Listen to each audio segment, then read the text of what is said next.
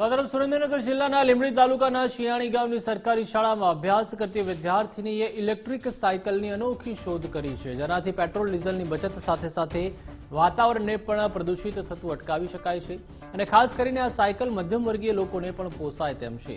શિયાણી ગામની વિદ્યાર્થીનીની આ અનોખી કૃતિ રાજ્ય કક્ષાએ પસંદગી પામતા સમગ્ર જિલ્લામાં આનંદ અને ગૌરવની લાગણી જોવા મળી રહી છે।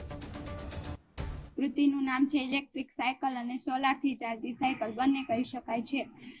આ મોડલ બનાવવાનો વિચાર મને એ પરથી આવ્યો છે કે જેમ ઇલેક્ટ્રિક બાઇક અને કાર પણ છે તે રીતે ઇલેક્ટ્રિક સાયકલ પણ બની શકે છે। તેમાં ખર્ચો પણ ઓછો થાય છે અને શારીરિક શ્રમ કે પર્યાવરણની અને પેટ્રોલિયમની બચત પણ થાય છે અને પર્યાવરણને દૂષણ પણ થતું નથી। આ મોડલ બનાવવા માટે અમને 2 થી 3 દિવસ લાગ્યા હતા અને આ મોડલ બનાવવામાં 3 થી 4 હજારનો ખર્ચો થયો હતો। એટલે અને આ મોડલ બનાવવા માટે જરૂરી માર્ગદર્શન મારા શિક્ષક જીવનભાઈ સાહેબ વાઘેલાએ આપ્યું હતું। અમારી શાળાની ઇન્સ્પાયર એવોર્ડ અંતર્ગત કૃતિની ઓનલાઈન સ્પર્ધામાં જિલ્લા કક્ષાએ પસંદગી થયેલ છે। હવે રાજ્ય કક્ષાએ ઓનલાઈન સ્પર્ધામાં ભાગ લેવામાં આવશે।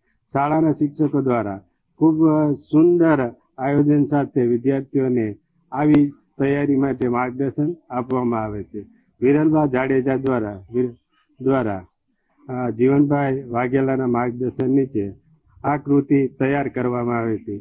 સાયકલ સોલારથી ચાલે છે, એટલે હાલના સમયમાં જે પેટ્રોલ ડીઝલ જેવી વસ્તુનો બચાવ થઈ શકે છે અને ખૂબ સરળતાથી ઓછા ખર્ચે આ કૃતિ તૈયાર કરી શકાય। અમારા શાળાના વિદ્યાર્થીની જાદવ વિરલબા દ્વારા મને એક વિચાર રજૂ કરવામાં આવ્યો કે સર, હાલમાં જેમ ઇલેક્ટ્રિક કાર, ઇલેક્ટ્રિક બાઇક જે ચાલી રહ્યા છે, તો આ બાઇક ઘણાને મોંઘા પડે, આર્થિક રીતે પોસાય નહીં, એના માટે આપણે આવી સાયકલ કેમ ના બનાવી શકીએ।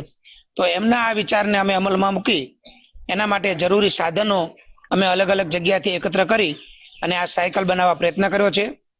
આ સાયકલમાં જે બેટરી છે એ સોલાર દ્વારા, ડાયનેમા દ્વારા અને ઇલેક્ટ્રિક રીતે ત્રણેય રીતે ચાર્જિંગ થઈ શકે છે અને કદાચ ચાર્જિંગ ન હોય તો પેડલ દ્વારા પણ આ સાયકલ ચાલે છે। આ સરકાર દ્વારા આ ઇન્સ્પાયર અંતર્ગત કૃતિ બનાવવા માટે 10,000 રૂપિયાનું પ્રોત્સાહક ઇનામ આપવામાં આવે છે।